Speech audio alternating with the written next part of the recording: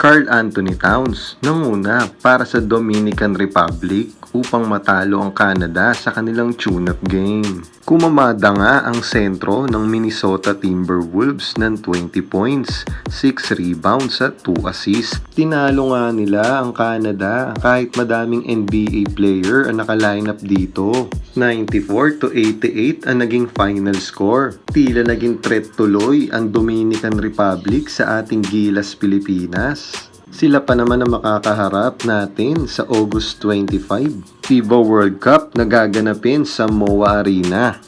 Gilas Pilipinas, tinalo nga ang Ivory Coast sa isang private tune-up game na ginanap sa Philippine Arena. Tinalo nga nila ang Ivory Coast sa score na 85-62. Malaki nga ang naging kalamangan ng Gilas Pilipinas sa tune-up game na to, kahit 13 points lang ang in-score ni Jordan Clarkson.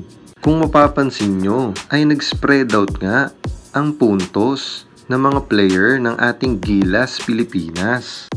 Jordan Clarkson may score na 13 points, Pajardo 13 points, Edu 12 points, Thompson 11 points, Soto may 10 points, Ramos 7 points, Aguilar 6 points, Abando 5 points, Pugoy 4 points at Perez 3 points. Ravena 1 point, 0 point naman si Malonzo at Newsam. Mukhang sa pagkakataong ito, mukhang hindi nga lang umasa ang mga Gilas players natin sa ating NBA caliber na si Jordan Clarkson. Hindi nga dito naglaro si Ray Parks Jr. at Calvin Oftana. Dahil mukhang hirap pa nga makapili si Coach Chot Reyes ng kanyang Final 12.